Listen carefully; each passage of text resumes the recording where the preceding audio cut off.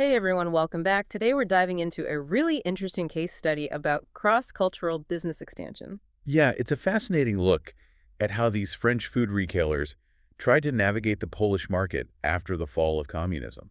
You know, it's easy to think business is business no matter where you go, but this research really highlights just how crucial cultural differences can be. Absolutely. We're not just talking about language barriers here, but deeply ingrained cultural expectations about work itself. Right, like the whole how do you actually get things done Yeah, part of the equation. exactly. And this case study dives deep into those underlying assumptions that can make or break a business venture. So paint the picture for us. What were these French retailers thinking as they set their sights on Poland? I imagine they were feeling pretty confident, right? Well, yeah, you have to remember, they were coming in with a proven track record. Their hypermarket model, massive stores, huge selection, low prices, it was a home run in France. Makes sense. So they probably figured, let's just recreate that magic in Poland. Exactly. New market, eager consumers. Right. Why change a winning formula for it? But that's where things get a little, shall we say, complicated? You could say that. See, their success in France wasn't just about the model itself. It was deeply intertwined with specific cultural values, ways of working that they just assumed would translate. Give us an example. What kind of values are we talking about? Well, for one, they were incredibly cost-conscious, like deeply, almost instinctively. The researchers even call it institutional frugality. Okay, so every penny counts. Makes sense for a discount retailer. Right, but it went beyond just pinching pennies. They also prized secrecy, guarded their strategies very closely, and they cultivated a very competitive environment amongst employees. So a bit of a pressure cooker, but one that clearly got results for them. But they figured this same approach would fly in Poland. Well, that was the assumption. And their system back in France, it relied on employees being incredibly proactive, taking initiative, and being fiercely loyal to the company. Which is, I'm guessing, not exactly what they encountered in Poland. Not quite. See, decades under a communist regime had shaped a very different kind of workforce. Okay, yeah, that makes sense. You can't just erase decades of a certain way of life overnight. Exactly. Polish employees at the time, they were understandably much more risk-averse, hesitant to question authority, and used to limited information sharing.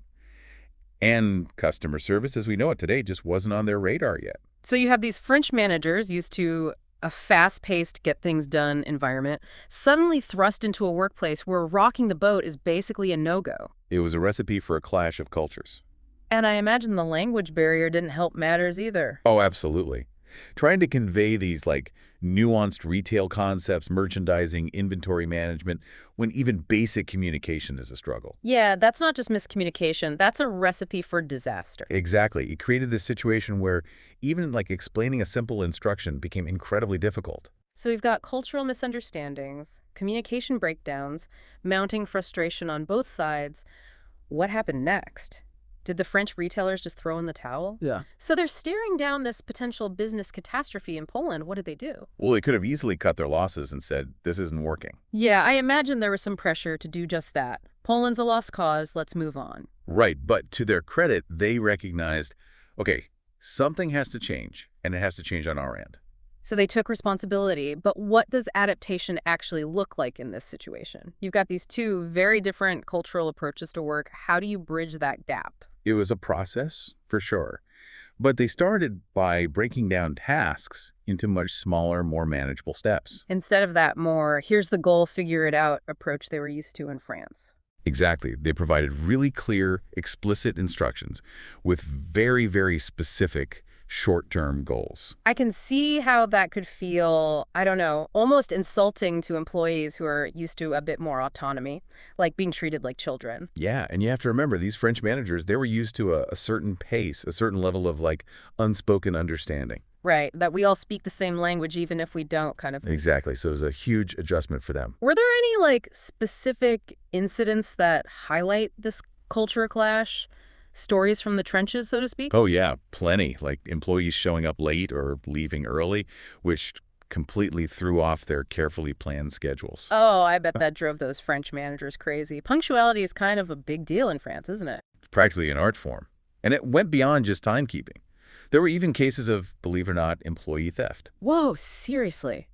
From the stores themselves? Yep. It seems like some employees saw those massive stores stocked to the brim and thought, free-for-all. I guess old habits die hard, even in a new system, but you can't exactly run a successful business like that. Exactly. And that's when those French managers realized, okay, we can't just assume our employees understand the rules, both written and unwritten.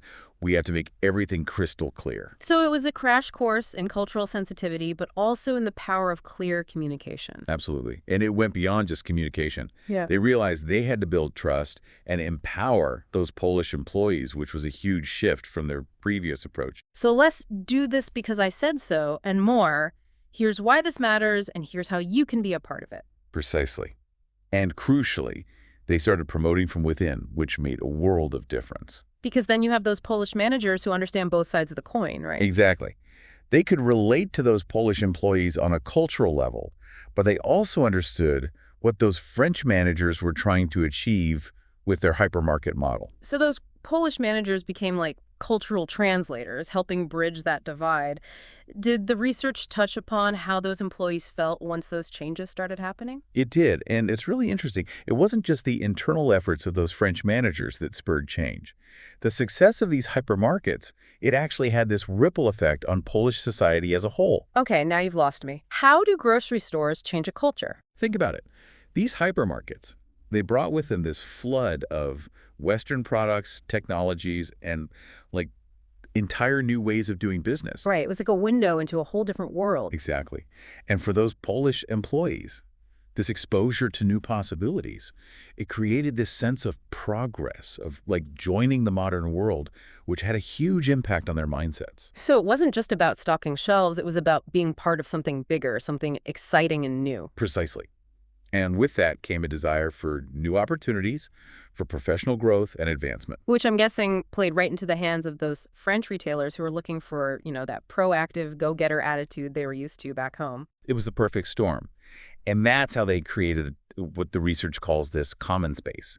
It wasn't about the French adapting to the Polish way or vice versa. It was about this new shared understanding, a blend of the best of both cultures. A fusion of approaches that ultimately led to success. But I get the sense that this cultural exchange didn't stop in Poland, did it? So they built this common space, this fusion of cultures that worked in Poland. But it sounds like this cultural exchange didn't stop in Poland. Yeah, this is where we see the long game in action. As the Polish market matured and those hypermarkets became more established, the French headquarters saw an opportunity to streamline their operations. Right, bring back some of that institutional frugality you were talking about. Exactly. They wanted to bring back some consistency across their operations. And this is a crucial point, they didn't just erase everything they'd learned and revert back to their original playbook. Okay, they didn't just say Poland was a fluke, let's go back to what we know. No. And that's what makes this case study so valuable. They found this delicate balance. They moved towards greater consistency. But their experience in Poland had fundamentally changed how they approached things. So it was less about abandoning their model and more about evolving it. They realized that one size fits all doesn't always work. Exactly. And that's a powerful lesson for anyone navigating international business, really any kind of cross-cultural collaboration. It's about finding that sweet spot between global consistency and local adaptation. It's like when in Rome, but for the globalized business world. So for our listeners who might be thinking, okay, fascinating story, but I'm not planning on opening a hypermarket in Poland anytime soon, how can they apply these lessons in their own lives? That's the great thing about this case study. These principles, they apply whether you're working with colleagues across the globe or even just trying to understand different perspectives within your own team. It's about recognizing that even subtle cultural differences can have a huge impact. Absolutely. It's about being willing to adapt your approach, to be sensitive to those differences, and to find that common ground where everyone can thrive. It's a great reminder that communication and understanding are key in any relationship, business or personal. This deep dive has given us a lot to think about in terms of navigating cultural differences and approaching collaborations with both sensitivity and humility. As you encounter your own cultural landscapes at work in your personal life, or even online, think about how you can apply these lessons. How can you bridge those cultural divides and create your own common space for understanding and collaboration? Thanks for joining us for this deep dive. Until next time, keep exploring, keep learning, and keep those fascinating sources coming our way.